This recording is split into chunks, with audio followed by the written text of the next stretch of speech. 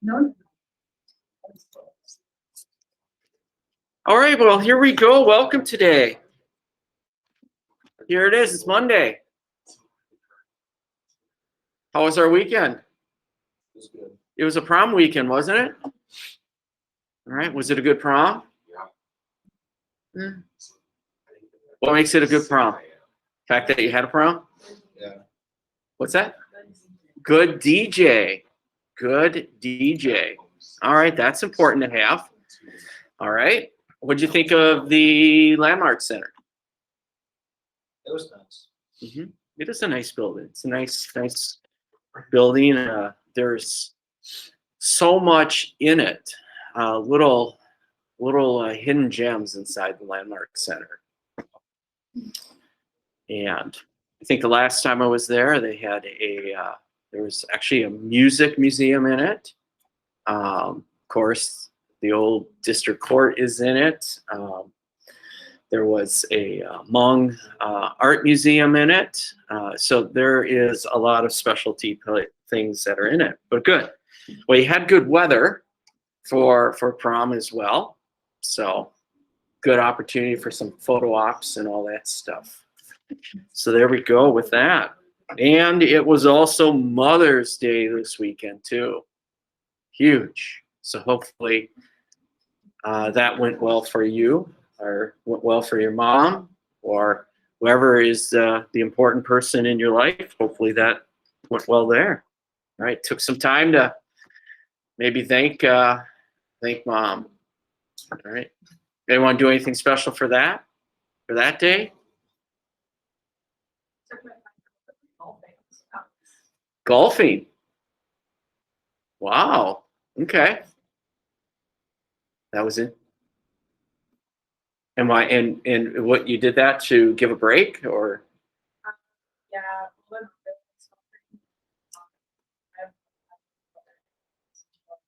That's what she Wow. Okay. There we go. Anyone else do anything special?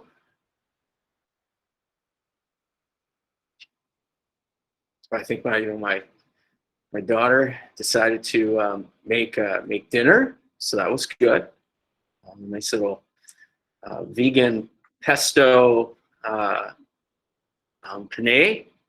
and my wife really liked that.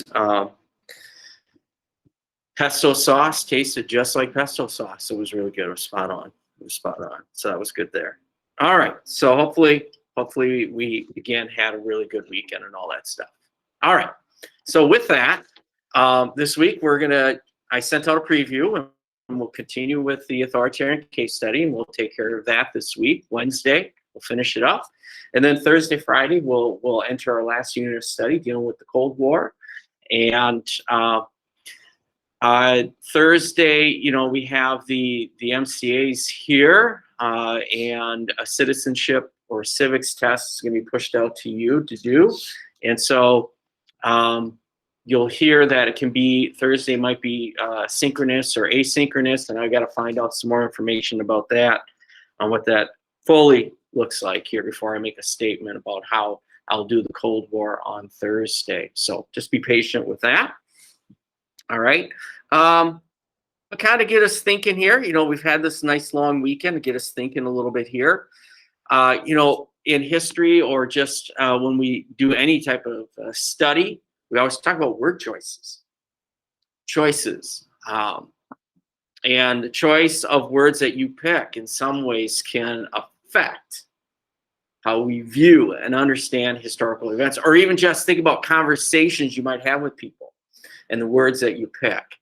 I've sometimes said that language, or we've had the prompt before, language, there's no innocent language.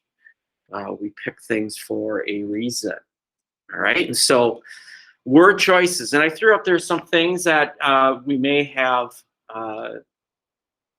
studied or know of, but using words like Boston Massacre, the Dirty War, Roaring Twenties, Glorious Revolution, Iron Lady, Killing Fields, Cold War, Summer Love, and Iron Curtain. All right. How, to what extent does choice of words affect the way we view and understand historical events or figures? And think about your own individual that you're looking at as well for this authoritarian, because some of you have some authoritarians that have some nicknames that in some ways, I mean, like Idi Amin is Big Daddy, probably referencing the fact that he had a number of wives and kids. Pol Pot with killing fields. In Argentina, the Dirty War. And can a revolution really be glorious? Glorious revolution. I guess my question to that is, who had the glorious revolution? Do you remember from your world history days? Who might have had a glorious revolution?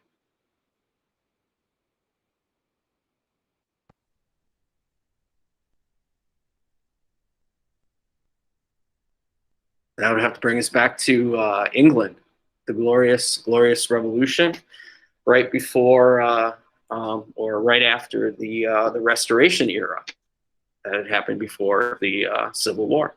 So can word choices affect our understanding? How about that? Throw that out there on a Monday. Olivia?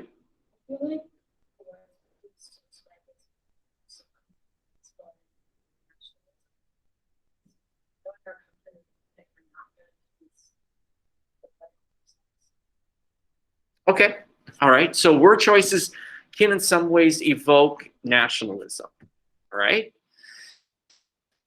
And the reason, so is that a reason that is going to try to make us feel proud, unite us, if we? Yeah, and in some cases where I can't think of an example right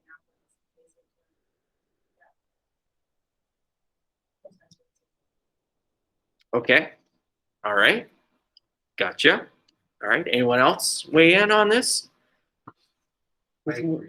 It kind of makes like the Boston Massacre, for example, it kind of makes it like us versus them.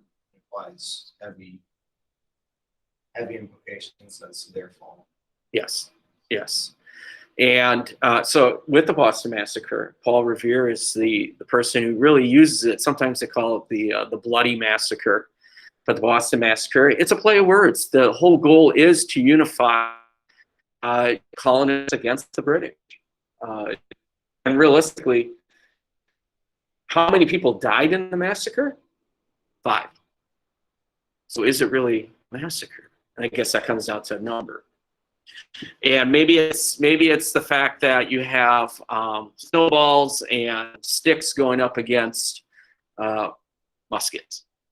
Is another thing that could play in there.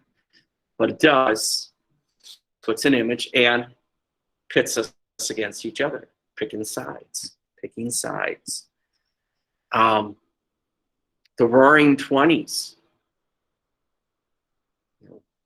Does it conjure an image in our head here, the Roaring Twenties? All right, what comes to mind?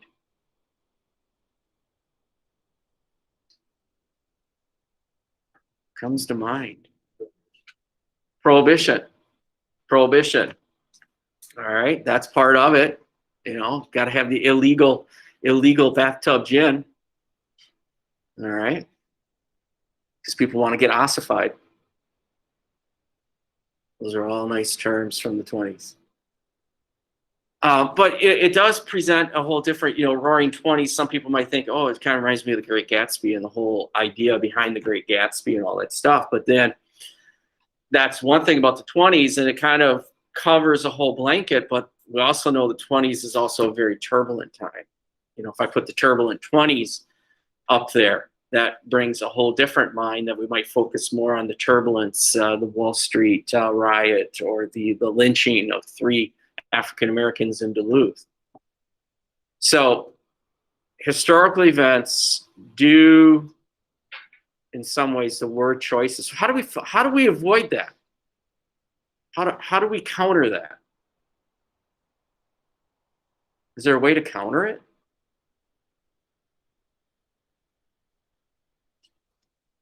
I don't think so. I mean, I think you could try to be more objective and not use as many adjectives, maybe, but I think like different words have different connotations to different people.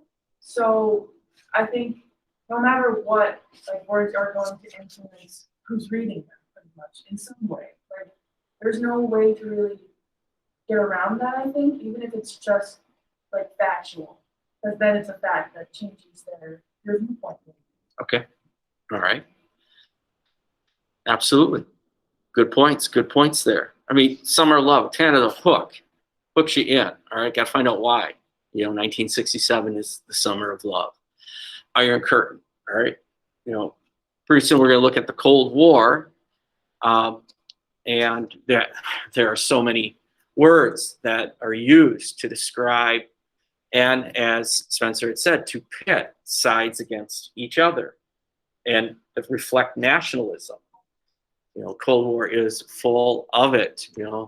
Good commie is a dead commie, better dead than red, stuff like that. All those words bring up connotations. And sometimes we are purposeful behind it because we want to pick the moment. If you're African American at the end of the 19th century, nadir is a word that's used to describe a void, a dark time. Right? There's no better word that can be used to describe that time period. Or salutary neglect is a very nice way of saying the British forgot about us prior to the French and Indian War. And during that time period, our individualism is created there. So language or word choice in some ways does affect us. And as historians, we got to find the truth. We got to find the facts as best as we can, present it, and let people formulate their thoughts. All right, good. All right, so today is, I look at is a very important day here, knowing that Wednesday this is due.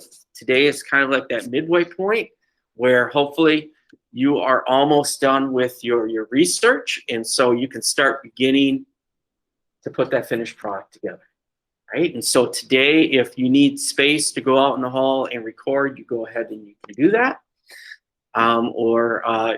Again, if you need further research, remember, utilize those books. And I got books here on the table. They're very helpful as well. And if you need help, always reach out, okay? Any questions before I cut you loose here? Because I'm just going to give you the good chunk of today to do this and have success. So any questions for me here or at home? Any questions?